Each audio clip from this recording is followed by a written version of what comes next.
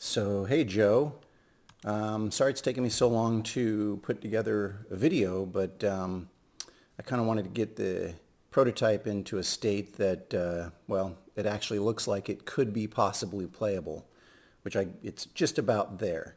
So it's enough for me to be able to kind of show off what I'm doing. And as I was making a list of the stuff I wanted to put in the video, turns out I've got a lot of stuff in here that's developed, even though it doesn't all actually look like that much.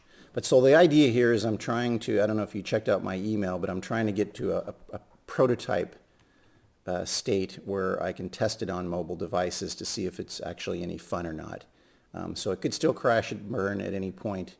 And I'm trying to develop a top-down RPG, kind of a slice of an RPG action-based game in the sort of Diablo style, but with physics-based combat, physics interaction with the environment, and mostly sword and shield, though I want to have a crossbow range attack, though I don't have that built yet. But the sword and shield stuff's going pretty well.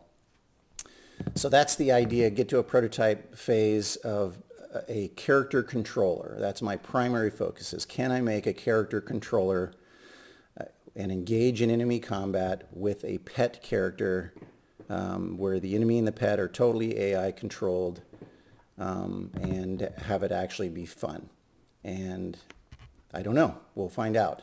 So let me just, what I'll do is kind of show you stuff in the order as I develop. So the first thing I worked on was just the player control. So hit play here, and of course you're familiar with Unity, so scene view, play view.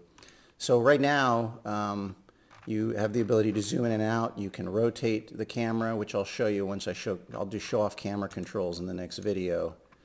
I'm going to try to break this up so the videos aren't too long. But you have basic control, which is just the user touching the screen, and all touch enabled controls are simulated in the mouse, just like I've done with previous games. That way I don't have to deploy to mobile devices, which takes forever in order to test the stuff. So I'm going to test as long as I can on PC, and then I'll start deploying once I really want to dig into testing touch controls. So right now all the touches work, and I make sure that they work because I can do a limited amount of touch by building a PC build with a touch-based PC. But for now, I'm just using mouse to simulate everything.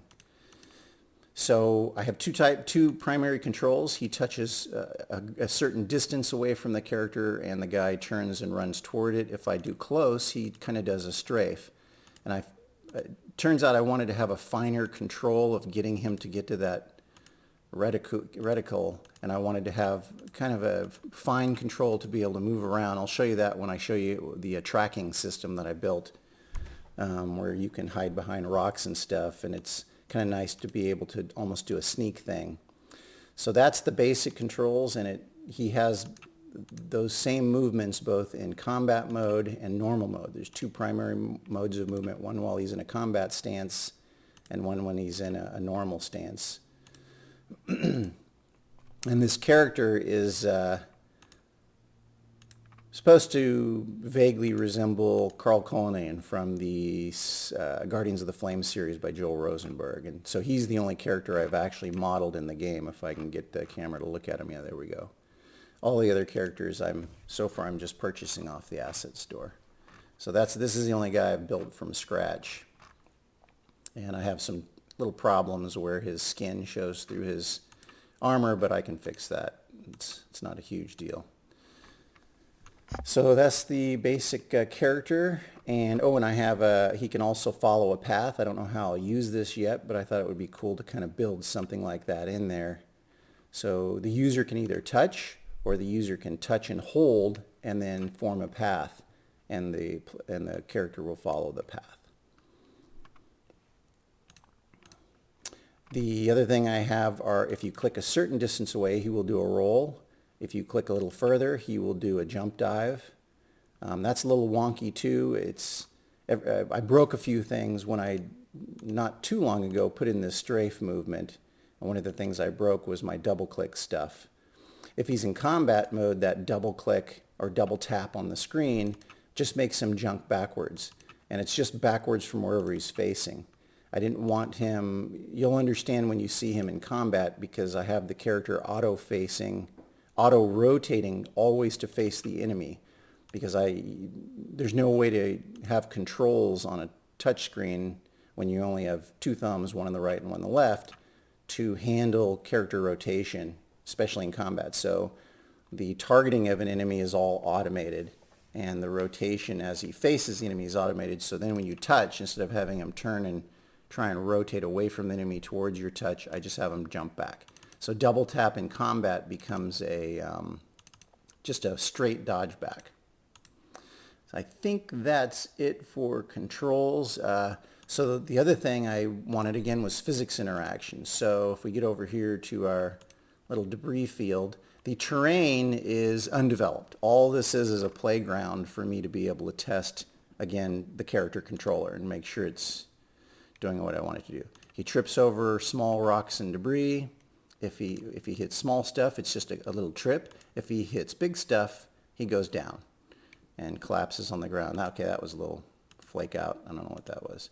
But basically he goes down, and it's randomized animations and randomized timing for him to go into a ragdoll state. I'm using an asset called Puppet Master from the asset store, and Puppet Master essentially pins a ragdoll to the animated character, and then you have control over how and when you want that ragdoll to become unpinned and kind of take control over the animation. And so you're essentially merging between the two.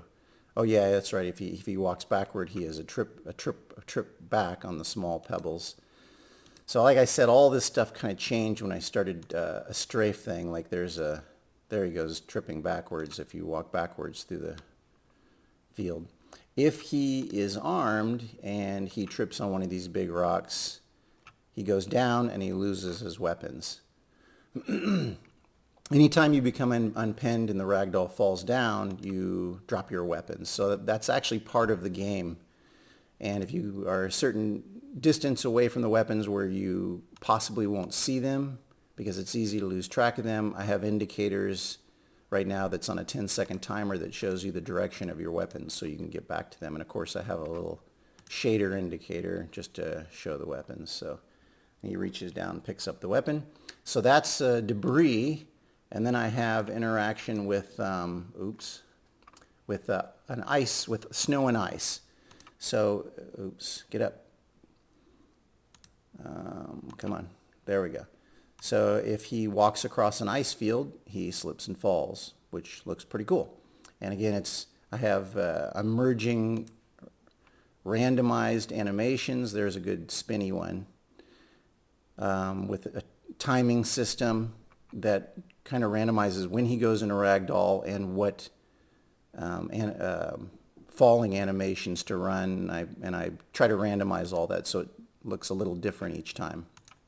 And when he hits the deck as a ragdoll, I change the materials on his ragdoll colliders so that they're really, really slippery, so he slides around. And so let's get off that. There we go. And I think I can, sometimes he'll do a really cool jump and dive thing. Let's try to do a jump dive. Yeah, there you go. That's a cool one. And he kind of wiggles around like he's trying to get up, which I thought looked cool, so I left it. And same thing goes with combat. If he gets on the ice, he'll lose his, and he falls, he loses his weapons, which is part of the gameplay. And so right now, you can retrieve your weapons, or I have the pet AI retrieving it for you. As you expect, your pet wolf should be able to retrieve your weapons and help you out during combat. So that all works. I'll show off that in some subsequent videos. I think that pretty much sums up the basic character movement. I'll bring in the pet in the next video and show you the camera system and the pet AI. And then we'll finish it up with a video on the combat with the enemy against the player and enemy against player and pet. All right, let's see.